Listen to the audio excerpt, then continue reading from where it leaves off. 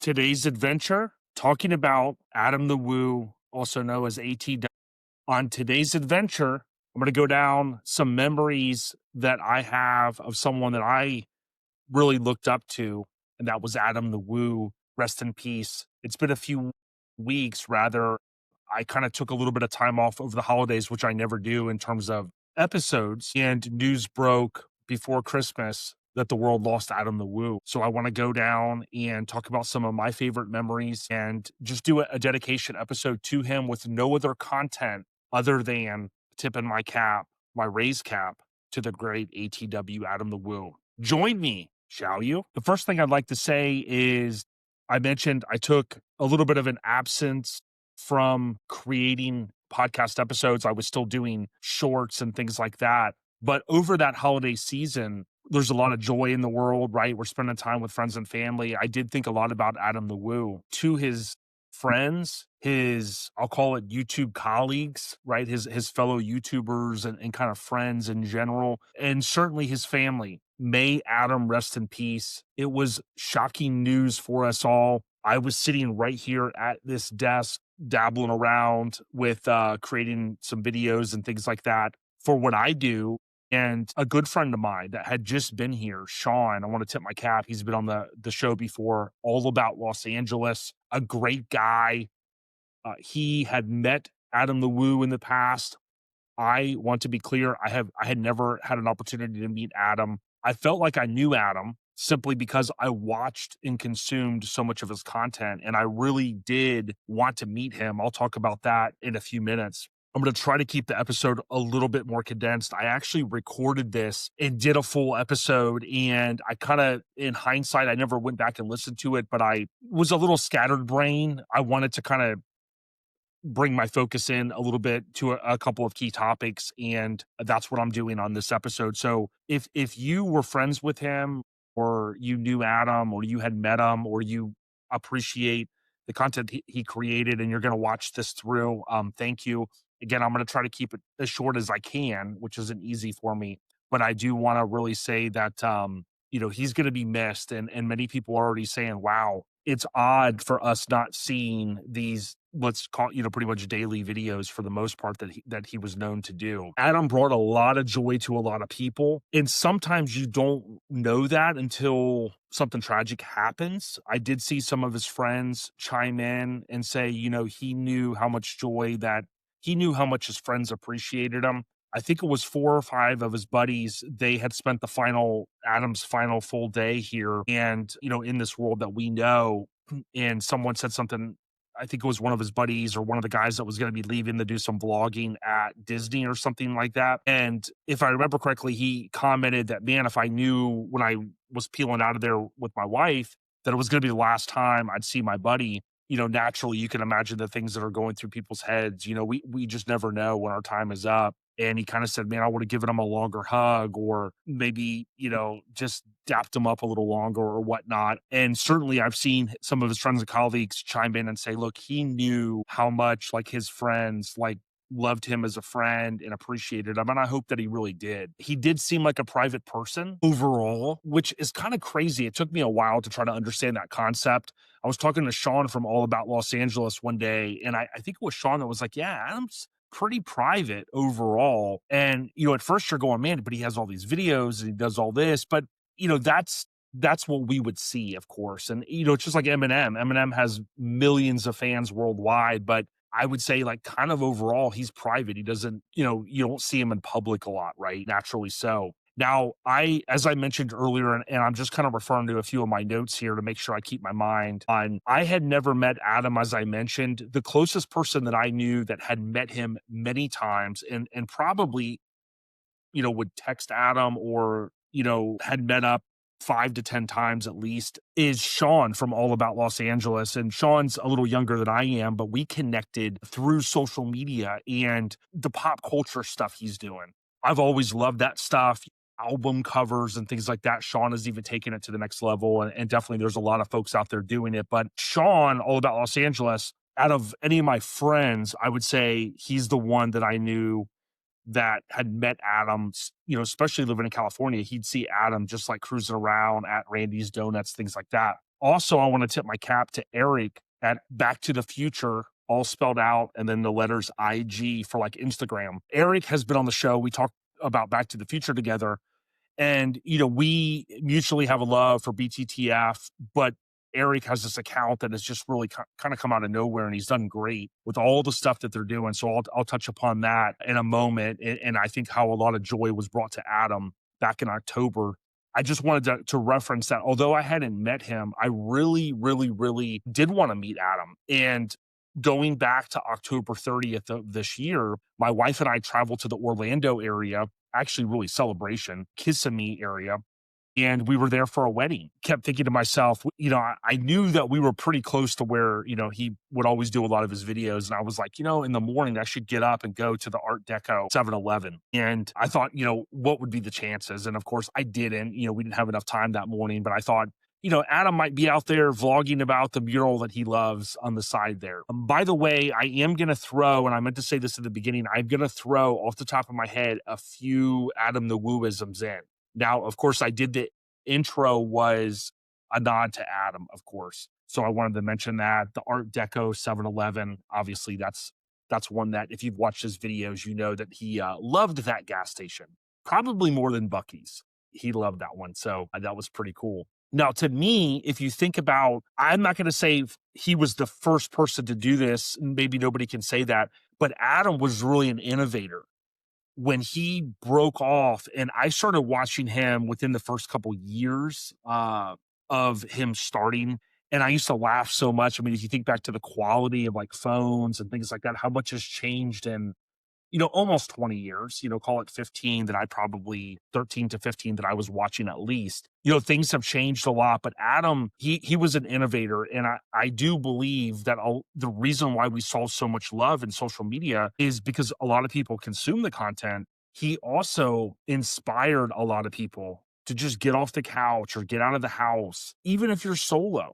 That always amazed me about Adam. I remember being younger and I kind of was like, I always wanted to have a buddy, like if I went and did something. And as I got older, I'm kind of, sometimes, I love my friends and I love hanging out, but at the same time, I can easily go out and be a loner and do something and just have a blast. And when I say loner, I'm just kind of joking about that. But Adam proved that he could go on all of these different adventures. But of course, what I loved in the fold, and I'll talk more about this in a moment, is how he would bring in his friends and some of his YouTube colleagues, however you want to spin it, the people that were doing similar or people that looked up to him.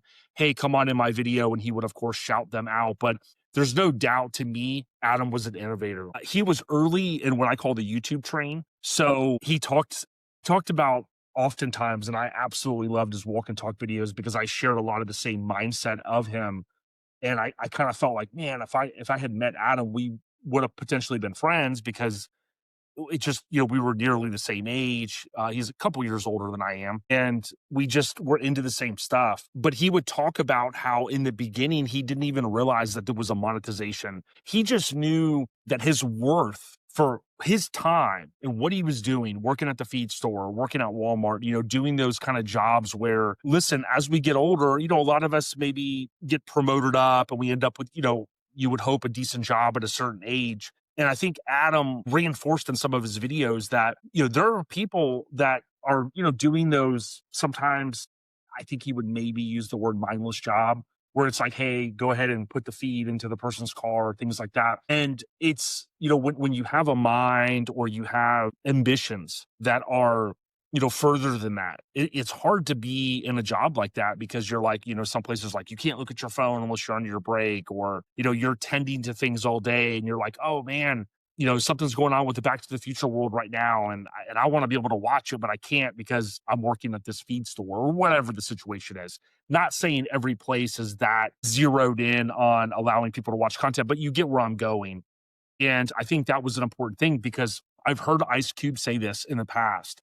And I think he was talking about when he started the Big Three basketball league. And he said, if you're not willing to do something for years and not make a dime before you get to that, that threshold where you transition over, I think that's really important. And when Adam started doing what he did, I mean, I can't rattle off all of the exact details, but Adam kind of reinforced a lot that, hey, man, when I started living in the van, I didn't know I could monetize. I think he was living on that, people were helping them. The Patreon thing was kind of a newer thing, right? And so I'll talk more about that stuff here in just a moment. But Adam certainly to me really popularized what we know today with the pop culture stuff. And a lot of his friends and YouTubers would probably agree. Going to some of those spots, bringing attention to them, whether he was the person that found it originally or he networked and got the intel, he loved what he did. Oh, a few things. I'm going to talk about some of his early videos. So what tripped me out is his dedication to even the most obscure movies or TV shows. Now, like I said, I was born in 78 and I was 51 and just turned 51. So let's say he was 4 years, give or take, he had 4 years on me.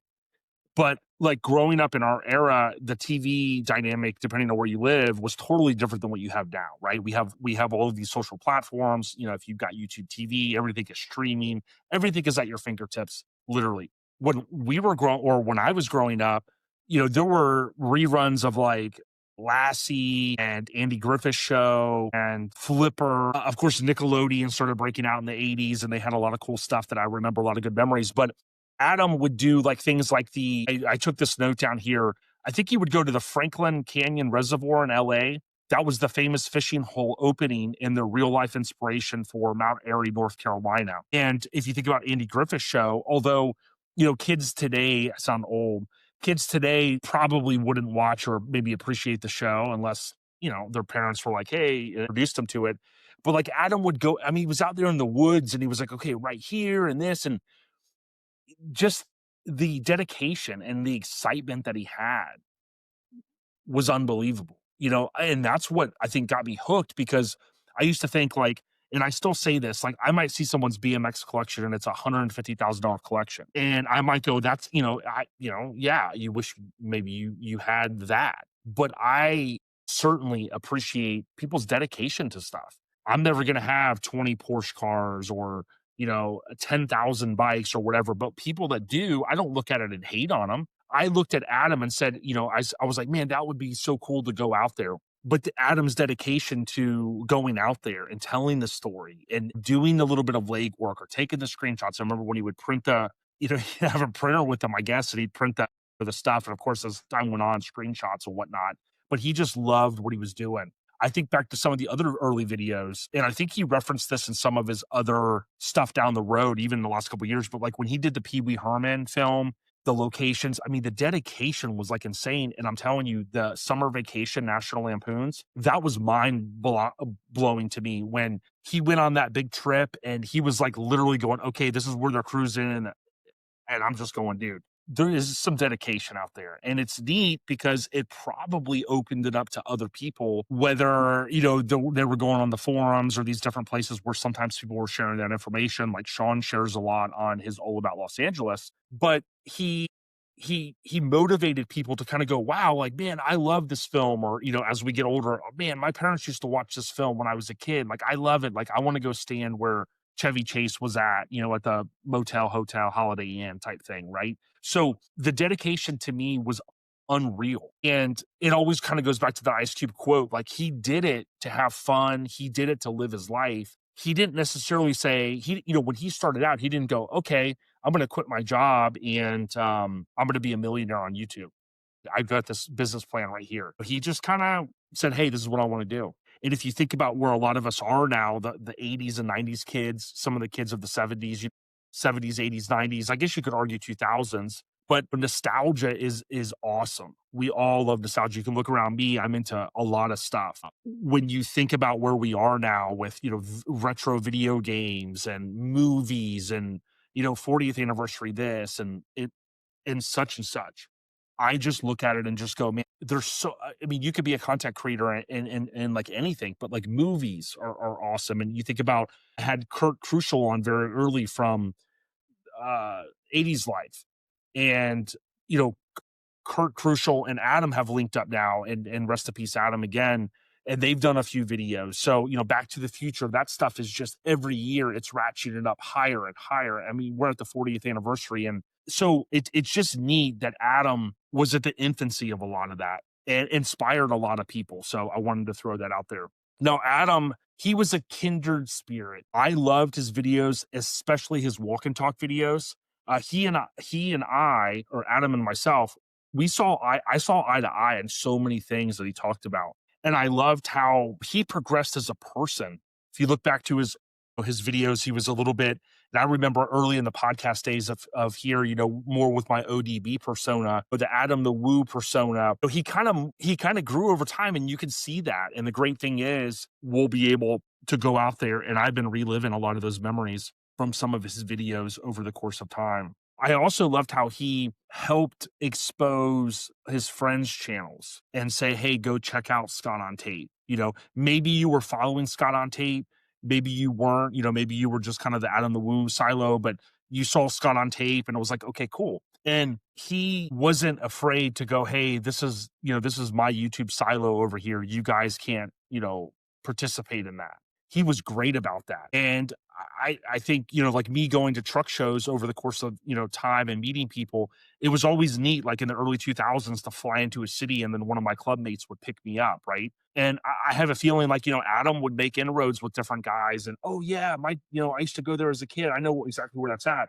They would become friends. They'd link up that next day. That's the way it would kind of seem in some situations, right? But to me, it was just amazing to see that he would help promote so many channels. And when they would get together, like with GIV, and Tip of the Cap to Mike, aka German in Venice, and some of the stuff that they did out there when they were at Venice Beach all together. And I think Jordan the Lion was there, Scott on Tape, so many of the guys. And it was Kurt Crucial, I think was, and I think I'm forgetting a few, but there were just a lot of guys there. And he would promote the ladies too with Daphne. So Tip of the Cap to her. I recently subscribed to her channel. All of these folks in that little circle doing some cool stuff. And if you're not into it, I totally get it. But a lot of us are, and a lot of us do love it. Now, something I want to tie in that I appreciated about Adam, like I said, with him promoting his friends' channels, what I thought was awesome was that, like a Scott on Tape, right? So tip of the hat to Scott.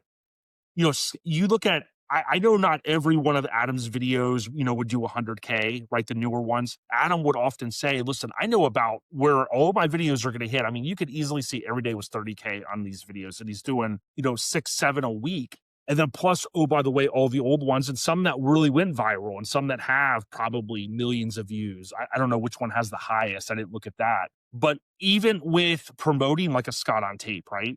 I look at a lot of Scott's videos, and they're not all maybe at this one number, but like Scott has some really great videos with some very high numbers. And to me, as a fan of these guys, I never really saw Adam going, being like, oh, well, here was, I gave this guy a shout out. Now he's a bigger channel than me and things like that. And that's not what it's about. So I loved that as well about Adam. Classic car alert. I wish I could show you right over here. Classic car alert. I'm into the 60s Lincolns, and I kind of feel like if Adam was here or I was over at Old Town and I cruised by, one, I would yell out and maybe get in one of his videos, Adam the Woo! I wanted to be one of those guys. And then he'd maybe shout back, classic car alert. And I would say, join me, shall you? Jump in and let's go for a cruise. But I wanted to throw that one in there. Now, Adam showed us, like others have in history, that you got to get out and you got to live your life. Who could do a roadside video of a demolished building or a vacant piece of land and have us kind of capture, right, our imagination for 30 minutes, right? 25, 30 minutes, whatever it was, until we got to the end and either heard the vlog is over, or sometimes he'd come back with that extra little clip. You could tell I watched to the end of the videos with just like one other last, almost like Columbo, when Columbo would say, just one more question, or Steve Jobs would, famously say, just one more thing, right? But Adam would either end with the vlog is over, catch you on the next one, see you on the next one type thing, or he would give you that extra little teeny tiny Easter egg in his editing. So I always appreciated that. But the key thing there is he was able to help tell a story. And he could get out, and I always wanted to pick his brain. He could get out and he could go do a video locally. And he was like, okay, that's for the day. This is what I did. I always did want to pick his brain and kind of understand, like, how far in your head are you, do you plan, like, okay, you're not traveling this week. So like tomorrow you knew you were going to go do, I love this helicopter video. I had passed that place before living in Florida. And I was like, that's so cool. He did the helicopter ride and just kind of understanding like, well, did you pick that the night before? And did you already know what you were doing the next day after that? Or was it more, just off the cuff? So that's one thing that, I always wanted to be able to ask Adam. As I'm going to not make this too much longer, but another thing that I appreciated about Adam is his videos in the beginning, obviously with all of the Pee Wee Herman stuff and all these. There was a lot of clips, and you had to edit a lot of that together. I loved how, for me, the last, I don't know, 5-10 years ish, he realized that us, the fans, we just wanted the content. It didn't matter that maybe his videos weren't edited to some crazy editing level. That didn't matter. It was like, hey, he's got his little, I think he used to use a phone, then he had that one camera, and then I think in the last year or two, he got maybe the DJI one. I always forget, but maybe there's the one that spins back and forth, but it's really light. And he was always really good about, like, when he was talking, he could flip it around and it didn't even feel like it was, jumping all over the place. But the key thing there is he realized that the story and the content that he was pulling together was really, that's what the people wanted. And I know that that is tough for some content creators, especially when I started out in this stuff. Like, I was like, oh my God, like, I want to have the best, we all start off, I want to have the best camera, the best editing stuff, all the best microphones. And you get to a point with where Apple and Google and Samsung and these guys have gotten with phones. You used to kind of need a GoPro. It's neat. And my encouragement to others, and Adam proved this, is like, look, you don't have to have the highest quality stuff. You don't have to have the highest quality equipment.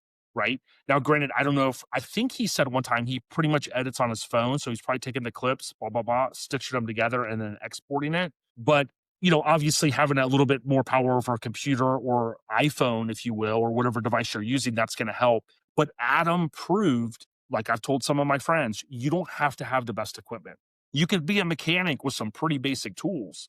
Now, granted, as time goes on, time is money. If you're a mechanic, you want to obviously, if you have some better tools, it can maybe save you time. And if you're saving time, time is money, right? Is the old saying. My favorite Adam the Woo moment that made me laugh so hard was, it might have been like a Friday the 13th type film or Freddy Krueger. Even though I grew up in that era, I'm not. My dad wasn't a big like horror film fan. I know some of those are like campy. I don't know those like the back of my hand, but there was one that was so funny because he was putting a mask on and he was behind like the bush where the film was, they were kind of recreating the shot, right? And he'd put the mask on and, his buddy would, and he would like jump out.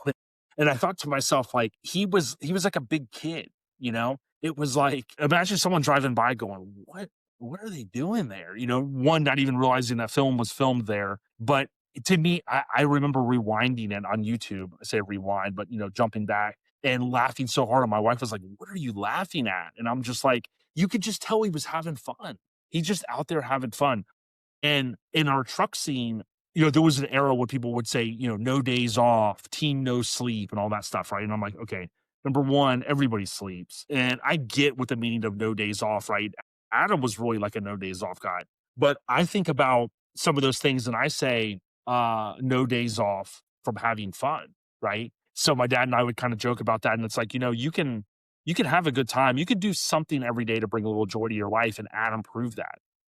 I feel like even if Adam had a 9 to 5, like so many of the other content creators possibly have, he would have found a way. Like if the van thing didn't work out or something had happened, in my opinion, Adam would have figured out a way.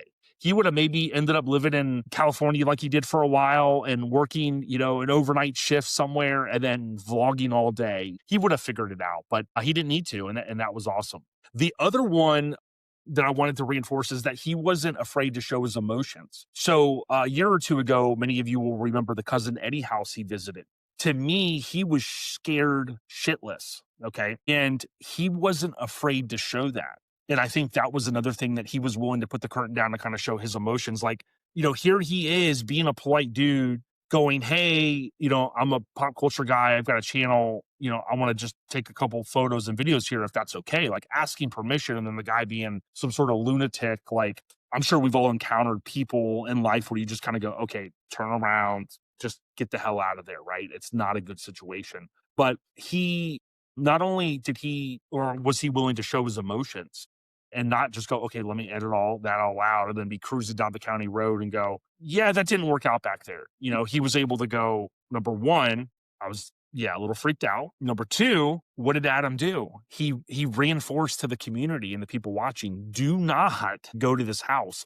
That might have been one of the biggest YouTube pop culture folks to go out, to venture out there. So to be able to spread that word, spread the message to say, hey, look, off limits over here. Don't go to the cousin Eddie house, if you will, from summer vacation. Certainly he was about spreading the good info there, the intel. I loved his Back to the Future commitment. He loved Back to the Future arguably as much as I do, and even more because he was able, I mean, I've been to a couple spots, but being out in California and him with his travels, he was able to visit a lot more. And he was into it like I was before it was really in vogue, so to speak.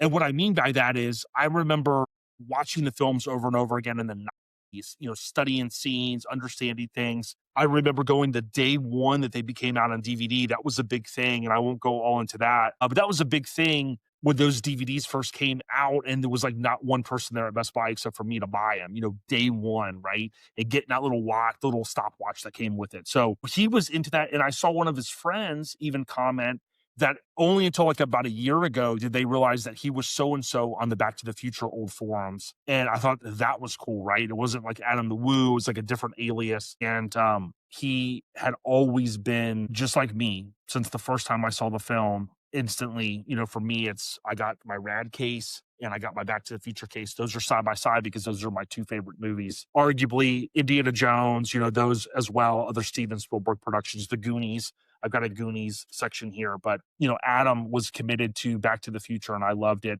I loved his poster that he had so many people sign.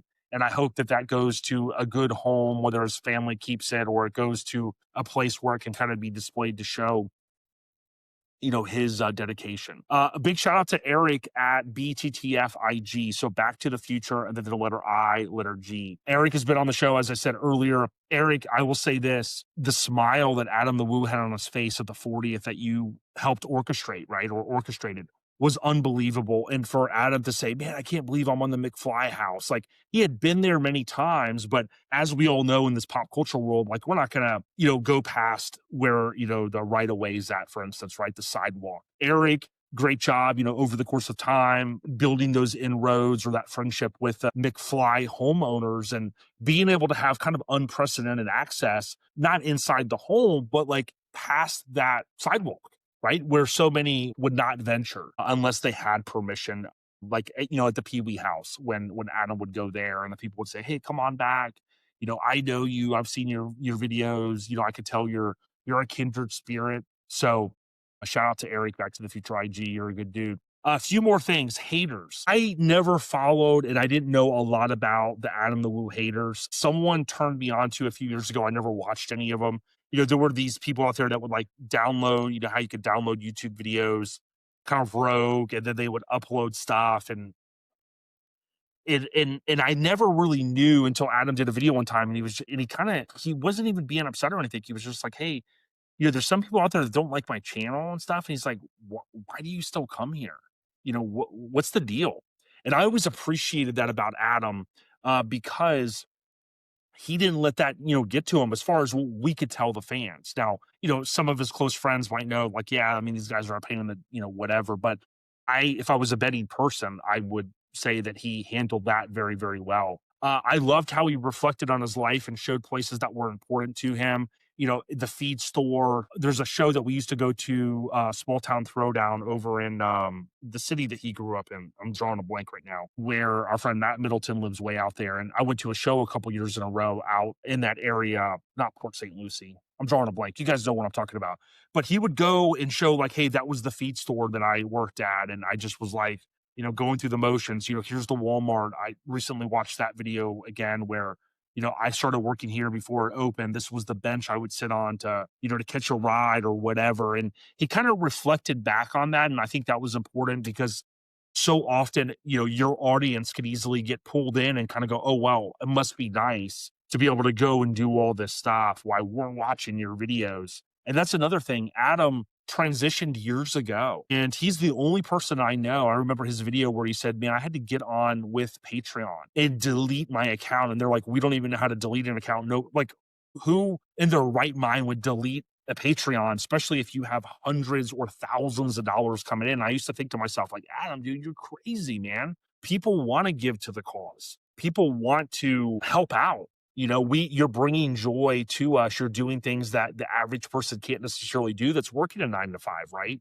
Or at this level that you're doing it. So that always kind of blew me away. But whether it had been some of the hate or in some of his walk and talk videos, I really kind of got the feeling that, and I'm this way in a lot of ways. I think like I've gotten there too, where you almost want to feel like you don't owe anyone anything.